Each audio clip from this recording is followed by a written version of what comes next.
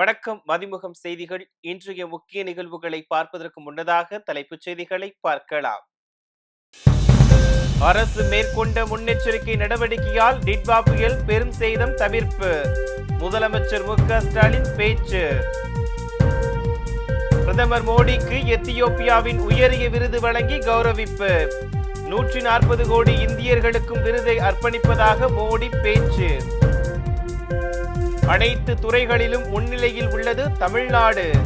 அமைச்சர் தங்கம் தென்னரசு பெருமிதம்.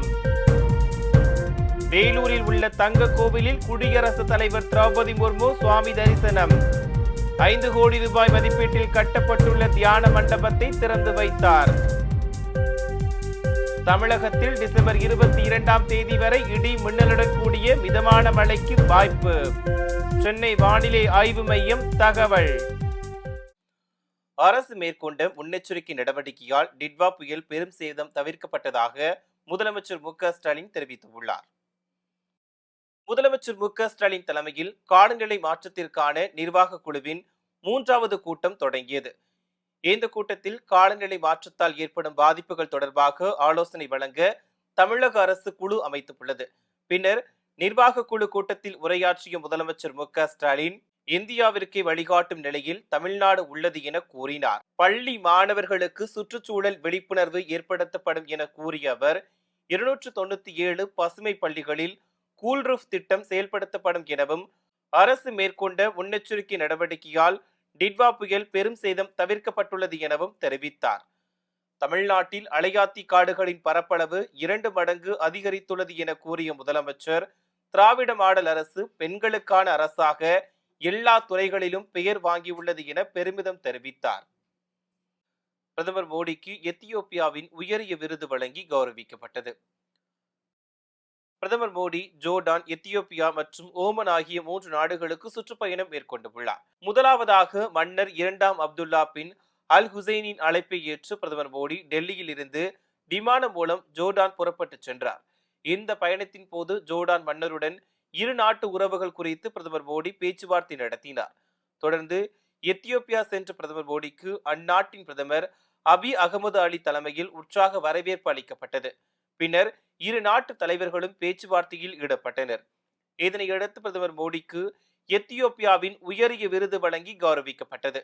அந்நாட்டின் the great honour Nishan of Ethiopia என்ற உயரிய விருதை எத்தியோப்பியா பிரதமர் அபி அகமது பிரதமர் மோடிக்கு வழங்கி கௌரவித்தார். மேலும் இந்த விருது பெறும் முதல் உலக தலைவர் என்ற பெருமையை பிரதமர் மோடி பெற்றுள்ளார். இந்நிலையில் எத்தியோப்பியா நாடாளுமன்றத்தில் உரையாற்றிய பிரதமர் மோடி அரசின் விருப்பம் மக்களின் விருப்பத்துடன் இணக்கமாக இருக்கும் போது திட்டங்கள் முன்னோக்கி செல்கிறது என கூறினார்.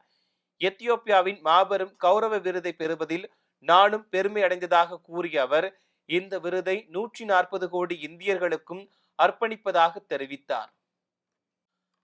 மராட்டிய மாநிலத்தை காட்டிலும் உற்பத்தி துறையில் தமிழகம் முன்னேறி உள்ளது என அமைச்சர் தங்கம் தென்னரசு தெரிவித்துள்ளார். சென்னை தலைமை செயலகத்தில் நிதியமைச்சர் தங்கம் தென்னரசு செய்தியாளர்களை சந்தித்தார். அப்போது தமிழ்நாட்டின் மொத்த உள்நாட்டு உற்பத்தி 16% வளர்ச்சி அடைந்துள்ளது என கூறினார். மராட்டிய மாநிலத்தை காட்டிலும் உற்பத்தி துறையில் தமிழகம் முன்னேறி உள்ளது எனவும் இது தமிழக அரசின் சிறப்பான கொள்கைகளுக்கு கிடைத்துள்ள மாபெரும் வெற்றி எனவும் தெரிவித்தார். உற்பத்தி துறை, கட்டுமானத்துறை, மின்னணு துறை என அனைத்து துறைகளிலும் தமிழ்நாடு முன்னிலையில் உள்ளது என கூறிய அவர் 1 டிரில்லியன் அமெரிக்க டாலர் என்ற இலக்கை 2030ஆம் ஆண்டு எட்டுவோம் என கூறினார். புதிய தொழில் கொள்கைகளால் வரக்கூடிய 2030ஆம் ஆண்டிற்குள் 1 டிரில்லியன் அமெரிக்க டாலர் பொருளாதாரத்தை நாம் எட்டுவோம் என்கின்ற மாபெரும் இலக்கோடு செயல்பட்டு கொண்டிருக்கக்கூடிய மாண்புமிகு முதலமைச்சர்களுடைய முன்னெடுப்புகளால் தமிழ்நாட்டினுடைய பொருளாதார வளர்ச்சி இன்றைக்கு ஒரு மிக குறிப்பிடத்தக்க சிறப்பான ஒரு உச்சத்தை தொற்றிருக்கிறது. வேலூர் மாவட்டம் அரியூரில் உள்ள தங்க கோவிலில் குடியரசுத் தலைவர் திரௌபதி முர்மு சுவாமி தரிசனம் செய்தார். குடியரசுத் தலைவர் திரௌபதி முர்மு கேரளா, தெலுங்கானா, ஆந்திரா ஆகிய இடங்களில் சுற்றுப்பயணம் மேற்கொண்டு வருகிறார். அதன் தொடர்ச்சியாக திருப்பதியிலிருந்து ஹெலிகாப்டர் மூலம் வேலூர் ஸ்ரீபுரத்திற்கு வருகை தந்தார். வேலூர் ஸ்ரீபுரம் தங்கக்கோவில் வளாகத்தில் அமைக்கப்பட்டிருந்த ஹெலிபேட்டில் ஹெலிகாப்டர் வந்து இறங்கியதும் குடியரசுத் தலைவர் திரௌபதி முர்முவை ஆளுநர் RN ரவி, மத்திய இணையமைச்சர் முருகன், தமிழக கைத்தறித்துறை அமைச்சர் காந்தி உள்ளிட்டோர் வரவேற்றனர். தொடர்ந்து ஸ்ரீபுரம் தங்கக்கோவிலில் குடியரசுத் தலைவர் திரௌபதி முர்மு சுவாமி தரிசனம் செய்தார்.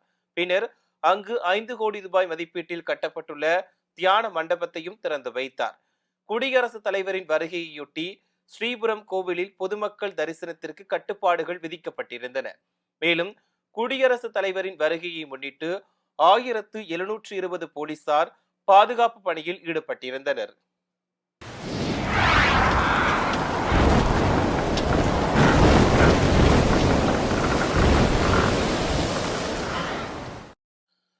தமிழகத்தில் டிசம்பர் 22ஆம் தேதி வரை இடி மின்னலுடன் கூடிய மிதமான மழைக்கு வாய்ப்புள்ளதாக சென்னை வானிலை ஆய்வு மையம் தெரிவித்துள்ளது. இது தொடர்பாக வானிலை ஆய்வு மையம் வெளியிட்டுள்ள செய்திக்குறிப்பில், கிழக்கு திசை காற்றின் வேக மாறுபாடு காரணமாக தென் தமிழகத்தில் ஒரு சில இடங்களிலும், வட தமிழகத்தில் ஓரிரு இடங்களிலும், புதுச்சேரி மற்றும் காரைக்கால் பகுதிகளிலும் டிசம்பர் 22ஆம் தேதி வரை இடி மின்னலுடன் கூடிய மிதமான மழை பெய்யக்கூடும் என கூறப்பட்டுள்ளது. சென்னை மற்றும் அதன் புறநகர் பகுதிகளை பொறுத்தவரையில் வானம் ஓரளவு மேகமூட்டத்துடன் காணப்படும் எனவும், நகரின் ஒரு சில பகுதிகளில் லேசான மழை பெய்யக்கூடும் எனவும் தெரிவிக்கப்பட்டுள்ளது.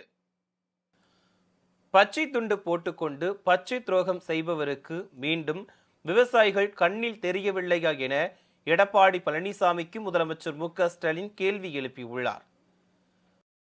மக்களவையில் மகாத்மா காந்தி தேசிய ஊரக வேலைவாய்ப்பு உறுதி திட்டத்திற்கு மாற்றாக வளர்ந்த பாரத ஊரக வேலைவாய்ப்பு மற்றும் வாழ்வாதார உறுதியளிப்பு சட்ட மசோதா செவ்வாய்க்கிழமை அறிமுகம் செய்யப்பட்டது. மத்திய அரசின் இந்த நடவடிக்கைக்கு திமுக உள்ளிட்ட எதிர்க்கட்சி கடும் கண்டனம் தெரிவித்துள்ளன. இந்நிலையில் முதலமைச்சர் மு.க.ஸ்டாலின் வெளியிட்டுள்ள எக்ஸ் பதிவில், கிராமப்புற ஏழை மக்களின் வயிற்றிலேயே அடிக்கும் வளர்ந்த பாரத ஊரக வேலைவாய்ப்பு மற்றும் வாழ்வாதார உறுதியளிப்பு குறித்து எதிர்க்கட்சி அதிமுகவின் நிலைப்பாடு என்ன என கேள்வி எழுப்பினார். காந்தியடிகளின் பெயரை அகற்றிவிட்டு சொன்னால் வாய் சுலுக்கிக் கொள்ளும்படி ஹிந்தியில் பெயரிட்டிருக்கிறார்கள். ஹிந்தி திணிப்பை எதிர்த்து வென்ற பேரறிஞர் அண்ணாவின் பெயரை கட்சியின் பெயரில் வைத்துக் கொண்டு இதை எதிர்க்கக்கூடவா தயக்கம் என சாடியுள்ளார். வறுமையை ஒழித்த சாதனைக்கு தண்டனையாக தமிழ்நாட்டில் 100 நாள் வேலை திட்டமே நின்று போகும் ஆபத்தை எதிர்நோக்கி உள்ளோம் என குறிப்பிட்டுள்ள அவர், இதற்கு எப்படி முட்டு கொடுக்க போகிறார் மாண்புமிகு எதிர்க்கட்சி தலைவர்? இவ்வளவு குனிந்து கும்பிடு போடும் உங்களது கட்சிக்கு அண்ணா திராவிட முன்னேற்ற கழகம் என்ற பெயர் எதற்கு? நான் கேட்கவில்லை, தமிழ்நாட்டு மக்கள் கேட்பதாக பதிவிட்டுள்ளார். செய்திகள் தொடர்கின்றன. செங்கோட்டையன் கற்பனையில் வாழ்ந்து வருவதாக அமைச்சர் சாமிநாதன் விமர்சித்துள்ளார். திருப்பூர் செட்டிப்பாளையம் மாநகராட்சி நடுநிலைப் பள்ளியில் மாவட்டத்தில் உள்ள 15 பள்ளிகளுக்கான கூடுதல் வகுப்பறை கட்டிடங்கள் கட்ட 20 கோடி ரூபாய் மதிப்பிலான திட்டப்பணிகளை செய்தித்துறை மற்றும் தமிழ் வளர்ச்சித்துறை அமைச்சர் மு.பே. சாமிநாதன் அடிக்கல் நாட்டி துவக்கி வைத்தார். தொடர்ந்து திருப்பூர் மாவட்ட ஆட்சியர் அலுவலக கூட்டரங்கில் திருமண உதவித்தொகை மற்றும் தாலிக்கு தங்கம் வழங்கும் நிகழ்ச்சியில் பங்கேற்று பயனாளிகளுக்கு நலத்திட்ட உதவிகளை வழங்கினார். பின்னர் செய்தியாளர்களை சந்தித்த அமைச்சர் மு.பே. சாமிநாதன், திருமண உதவி திட்டம், தாலிக்கு தங்கம் வழங்கும் திட்டத்தில் 14 கோடி ரூபாய் மதிப்பீட்டில் நலத்திட்டம் செய்யப்பட்டுள்ளது எனவும், மகளிருக்கு கட்டணமில்லா பயணம், மகளிர் உரிமைத்தொகை என பல லட்சம் பெண்கள் பயனடைந்துள்ளதாக கூறினார். கரூர் சம்பவத்திற்கு பிறகு இடவசதி, முன்னெச்சரிக்கை நடவடிக்கைகள் எல்லாம் பார்க்கப்படுகிறது என கூறிய அவர், யாரும் கற்பனையில் வாழக்கூடாது என செங்கோட்டையன் பேசியதை சுட்டிக்காட்டி, செங்கோட்டையன் தான் கற்பனையில் வாழ்ந்து வருவதாக விமர்சித்தார். 11, 12 மற்றும் அனைத்து கல்லூரி மாணவர்களுக்கும் லேப்டாப் வழங்க கோரி சென்னையில் அதிமுக மாணவர் அணியினர் ஆர்ப்பாட்டத்தில் ஈடுபட்டனர். சென்னை பாரிமுனை ராஜாஜி சாலையில் உள்ள சென்னை மாவட்ட ஆட்சியர் அலுவலகம் அருகே அதிமுக மாணவர் அணி சார்பில் 11, 12 மற்றும் அனைத்து கல்லூரி மாணவர்களுக்கும் இலவச லேப்டாப் வழங்க கோரி கண்டன ஆர்ப்பாட்டம் நடைபெற்றது.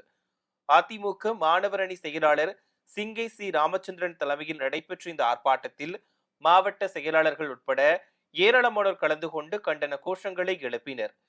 இதனையடுத்து செய்தியாளர்களை சந்தித்த அதிமுக மாணவர் அணி செயலாளர் சிங்கை சி. ராமச்சந்திரன், அதிமுக ஆட்சி காலத்தின் போது சுமார் 52 லட்சம் மாணவர்களுக்கு இலவச மடிக்கணினி வழங்கியுள்ளோம் எனவும், அதன் மூலம் பலர் பயனடைந்து வெளிநாடுகள் முதல் நமது நாட்டில் அமைந்துள்ள பல நிறுவனங்களில் பணியாற்றி வருவதாகவும் கூறினார். எனவே அனைத்து மாணவர்களுக்கும் மடிக்கணினி வழங்கினால் அவர்களின் கல்விக்கு பெரும் உதவியாக இருக்கும் என தெரிவித்தார். இப்ப நான் சொன்னது ஒரு எடுத்துக்காட்டு, சரிங்களா? அரசு கெசெட்ல தான் புள்ளி விவரங்கள் எடுக்க முடியும். அபிஷியல் டேட்டா எடுக்க முடியாதுல்ல. நீங்க 52,30,000 பேர் இருக்கீங்க. 52,30,000 பேர் இப்ப ஒவ்வொருத்தரையும் ஃபாலோ பண்ணி அடுத்த 5 வருஷம் அவங்க என்ன பண்றாங்கிறது எப்படி எடுப்பீங்க நீங்க? It is practically impossible in a place like India and Tamil Nadu. ஏன்னா 10 வருஷத்துல 52,35,000 பேர் கொடுத்துருக்கோம் நாங்க. ஆனா கீழே நீங்க நான் ஒரு சின்ன ஒரு வீடியோ போட்டதுல அவ்வளவு கமெண்ட்ஸ் அத்தனை பேர் பெனிஃபிஷியரி சொல்றாங்க. அதுவே ஒரு எக்ஸாம்பிள், ஒரு எடுத்துக்காட்டுக்காக நான் சொல்றேன். நீங்க போய் விசாரிங்க. இன்னொன்னு, சரி விடுங்க, அதிமுக ஆட்சியில லேப்டாப் கொடுத்தீங்க 52 லட்சம், அதனால என்ன பையன் அதெல்லாம் விடுங்க. நீங்க பிராக்டிகலா யோசிங்க. உங்க வீட்டுல ஒரு தம்பியோ பையனோ கசினோ யாரா இருக்காங்க, 11ஆவது லேப்டாப் வாங்கி கொடுத்தா ஒழுங்கா படிக்கிற பையன் சின்சியரா உட்காந்து 6 வருஷம் அதை பயன்படுத்தினா அவனுக்கு உபயோகமா இருக்குமா இருக்காதா? இருக்கும். இது நம்ம எல்லாருக்குமே தெரியும், பிராக்டிகலான விஷயம் தான். அப்ப அது உபயோகமா இருக்கிறதுக்கு அரசு செயல்படல. அதைத்தான் நாங்க முன்வைக்கிறோம். இதை வன்மையா கண்டிக்கிறோம். கண்டிப்பா எல்லா ஸ்டூடெண்ட்ஸ்க்கு கொடுங்க. உங்க வீட்டு பசங்க மட்டும் நல்லா இருந்தா போதுமா? தமிழ்நாட்டு பசங்க எல்லாரும் நல்லா இருக்கணும்ல. சும்மா அப்பா அப்பான்னு சொன்னா கூப்பிடுவாங்களா? சென்னையில் 22 கேரட் ஆபரண தங்கத்தின் விலை சவரனுக்கு 400 ரூபாய் அதிகரித்து 99,200 ரூபாய்க்கு விற்பனை செய்யப்படுகிறது. தங்க விலை நேற்று முன்தினம் 1 லட்சம் ரூபாயை தாண்டி விற்பனையான நிலையில் நேற்று குறைந்து விற்பனையானது. இந்நிலையில் இன்று மீண்டும் தங்கம் விலை அதிகரித்துள்ளது. அதன்படி சென்னையில் 22 கேரட் ஆபரண தங்கத்தின் விலை கிராமிற்கு 50 ரூபாய் அதிகரித்து 12,400 ரூபாய்க்கு விற்பனை செய்யப்படுகிறது. மேலும் சவரனுக்கு 400 ரூபாய் அதிகரித்து 99,200 ரூபாய்க்கு விற்பனை செய்யப்படுகிறது. இதேபோல் வெள்ளியின் விலை வரலாறு காணாத புதிய உச்சத்தை எட்டியுள்ளது. அதன்படி வெள்ளியின் விலை கிராமிற்கு 11 ரூபாய் உயர்ந்து 1 கிராம் வெள்ளி 222 ரூபாய்க்கும் 1 கிலோ வெள்ளி 2,22,000 ரூபாய்க்கும் விற்பனை செய்யப்படுகிறது. செய்திகள் தொடர்கின்றன. பிரேசிலில் வீசிய பலத்த புயல் காற்று காரணமாக சுதந்திர தேவியின் சிலை உடைந்து விழுந்தது. பிரேசிலின் தெற்கு பிராந்தியத்தில் உருவான புயலால் கனமழை பெய்தது. இதனால் அங்குள்ள பல நகரங்கள் வெள்ளக்காடாக மாறின. இதனிடையே குவாய்பா நகரில் புயல் கரையை கடந்தது. அப்போது மணிக்கு சுமார் 100 கிலோமீட்டர் வேகத்தில் பலத்த காற்று வீசியது. இதனால் அங்கு உள்ள வணிக வளாகம் முன்பு நிறுவப்பட்டிருந்த 114 அடி சுதந்திர தேவியின் சிலை சரிந்து விழுந்தது. இதில் அந்த சிலையின் தலை தரையில் மோதி துண்டு துண்டாக உடைந்தது.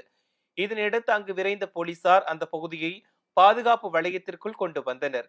பின்னர் உடைந்த பாகங்கள் மீட்பு படையினர் அங்கிருந்து அப்புறப்படுத்தினர். முதலில் சிலை விழுந்த வீடியோவை AI மூலம் உருவாக்கப்பட்டதாகவே பலரும் நினைத்தனர். இதனையடுத்து இவ்வளவு உறுதியான சிலை எப்படி காற்றில் விழுந்திருக்கும் என பலரும் கேள்வி எழுப்பினர். ஆனால் பிரேசில் நாட்டின் அமலில் உள்ள தொழில்நுட்ப தர நிலைகளை கருத்தில் கொண்டுதான் இந்த சிலை உருவாக்கப்பட்டதாக தெரிவிக்கப்பட்டது. சிலை அசைய தொடங்கியதும் உடனடியாக அனைத்து பாதுகாப்பு நெறிமுறைகளையும் பின்பற்றி அந்த பகுதி முழுவதும் தனிமைப்படுத்தப்பட்டது. இதனால் அதிர்ஷ்டவசமாக உயிர் சேதம் எதுவும் ஏற்படவில்லை. மீண்டும் தலைப்புச் செய்திகள். அரசு மேற்கொண்ட முன்னெச்சரிக்கை நடவடிக்கையால் டிட்வா புயல் பெரும் சேதம் தவிர்ப்பு. முதலமைச்சர் மு க ஸ்டாலின் பேச்சு. பிரதமர் மோடிக்கு எத்தியோப்பியாவின் உயரிய விருது வழங்கி கௌரவிப்பு. 140 கோடி இந்தியர்களுக்கும் விருதை அர்ப்பணிப்பதாக மோடி பேச்சு.